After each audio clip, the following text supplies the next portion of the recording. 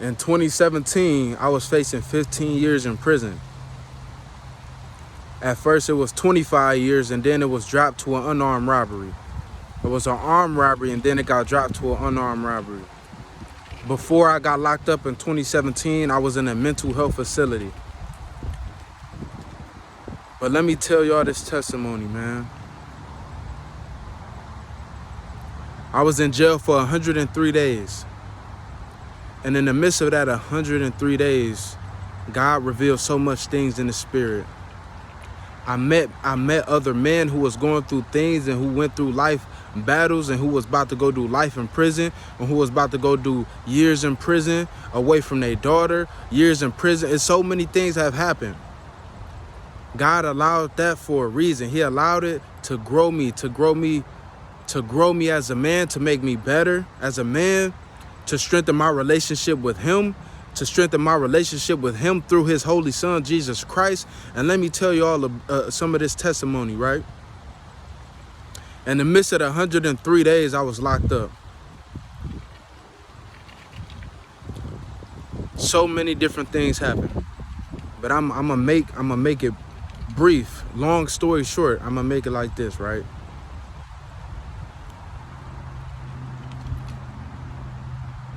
It came to a point.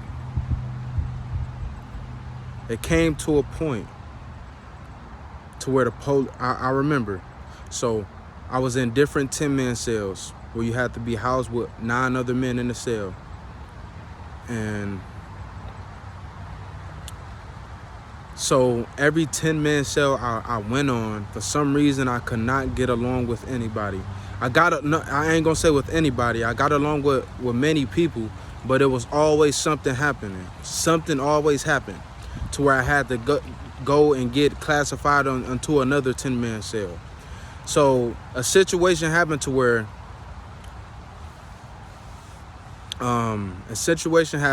now I'm in the tanks waiting to go to another cell, right? And in the midst of this happening, I remember we was getting our trays, we was getting our food, right?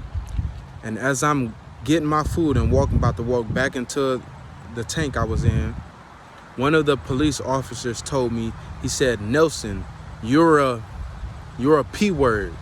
You get the drift. Nelson, you're a P. That's what he said.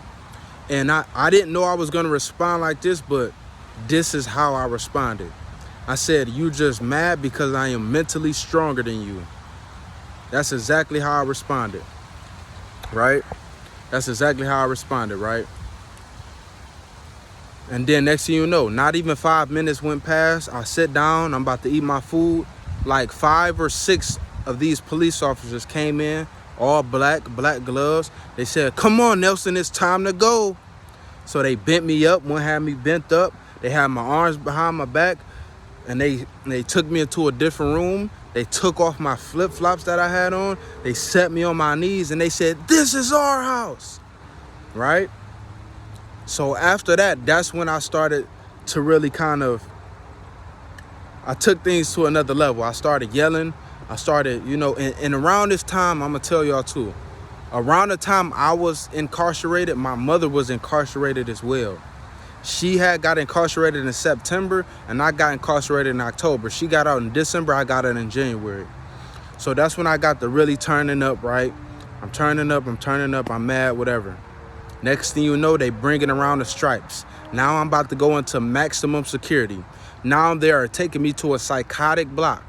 They're taking me to a psychotic block where I was locked down for 23 hours and got off for 1 hour every other day.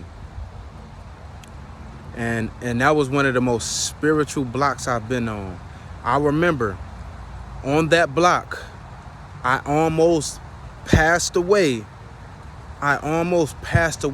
Because the medicine, they was giving me 3 medicines at one time. And the medicine they was giving me, it was too high of a dosage. I remember I stayed up for like one night or something like that. I stayed up for like one night for a full day or whatever the case may be. I was in the spirit. And next thing you know, I decided to lay down and try to get some rest, right? And I'm taking the medicine along with that. So as I lay down on the slab, I lay down and I kind of curled up. And I was froze. I kid you not. I was probably froze for about 10 seconds. 10 seconds, no moving. I was just stuck. And as I'm stuck, I can hear in my brain, this what I heard. It sounded like a rake. It sounded like a rake was raking my brain. That's exactly what it sounded like. And I had to tell these police officers, and I had to tell the people that was prescribing me the medicine, they have to lower the dosage because I almost died. You know what they did? They lowered the dosage. They lowered the dosage. So I just want to mention that. I almost died in there. And then another situation to where I was in the hole for 30 days. The month of December in 2017, I was in the hole for 30 days for the whole month of December. And in the midst of me being in a hole for that long, that was my first encounter with the Holy Spirit. Because I remember I had covers over me. I was holding a cover over my head, and I was holding it like this. And it was over my body, and it was covering my legs, and then the loose part of the cover was just hanging just past my knees, right? Just past my knees. So I started singing praise songs to the Lord. And they go like this. Lord, I thank you. Lord, I thank you.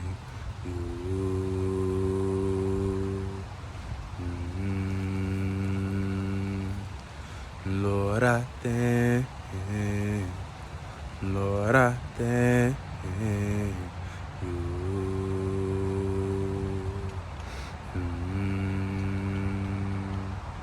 Lord, I thank you. Lord, I thank you.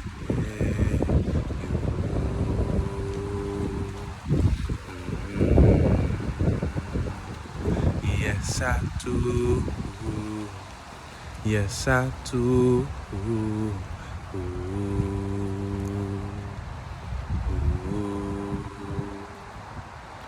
Lord, I pray. Lord, I praise you.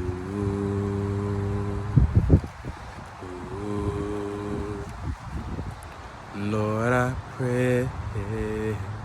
Lord, I praise you.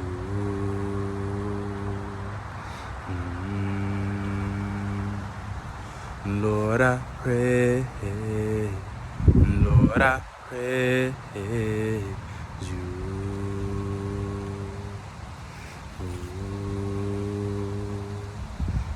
Yes, I do. Yes, I do. Bear with me. Lord, I love. Lord, I love you.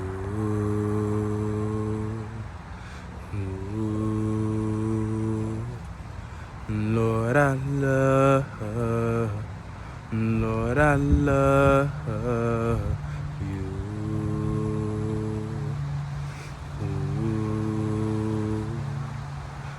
Lord, I love. Lord, I love you.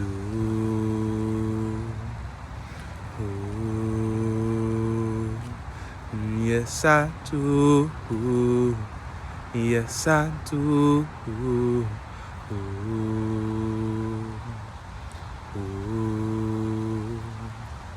Lord, I trust. Lord, I trust you.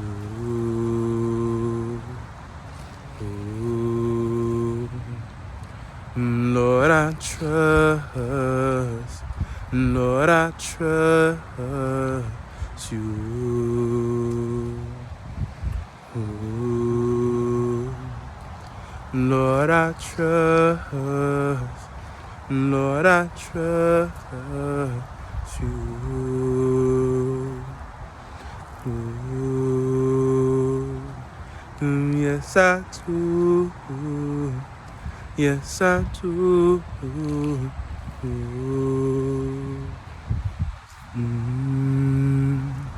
That's how it went.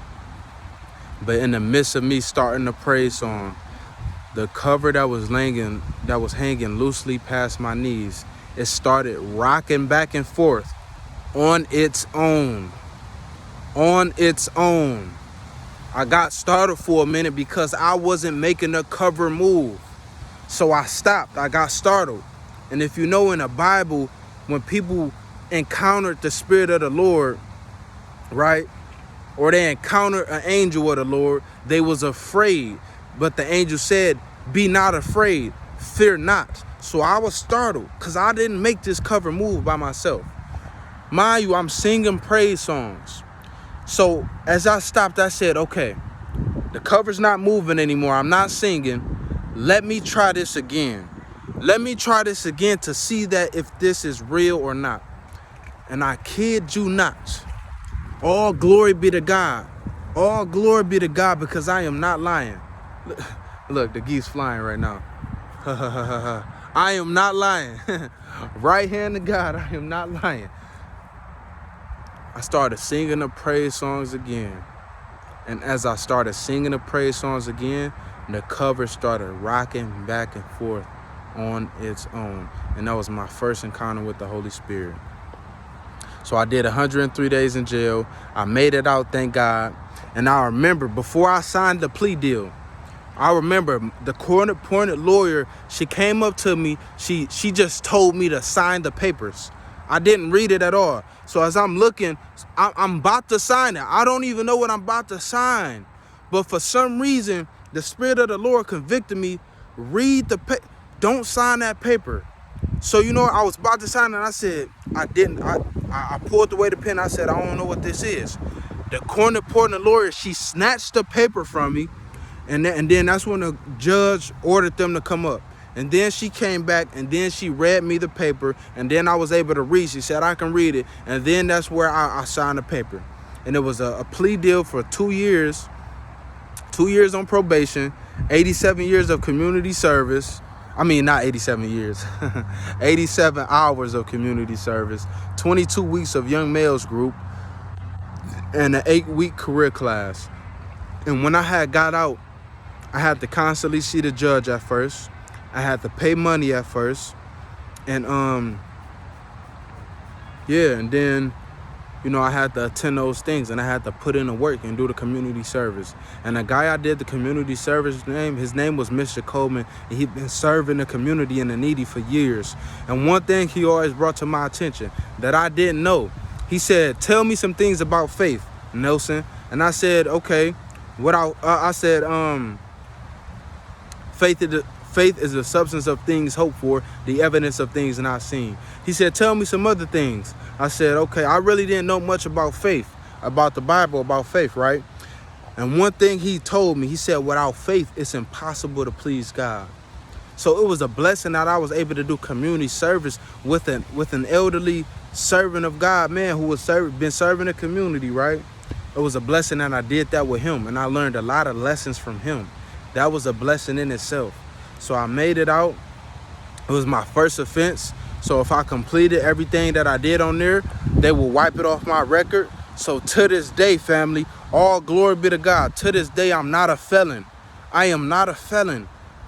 I am not a felon. I could be a felon today. I got 2 beautiful daughters. I can be a father that's a felon. I'm not a felon today. All glory be to God. I'm not in prison today. All glory be to God. I'm not dead or in the grave today. All glory be unto God. And God bless every man or woman who may be a felon. May God bless y'all abundantly and y'all going in and coming out. Because God have a purpose and a plan for you. Just stay the course. Seek God. Seek ye first the kingdom and all its righteousness, and all these things will be added unto you.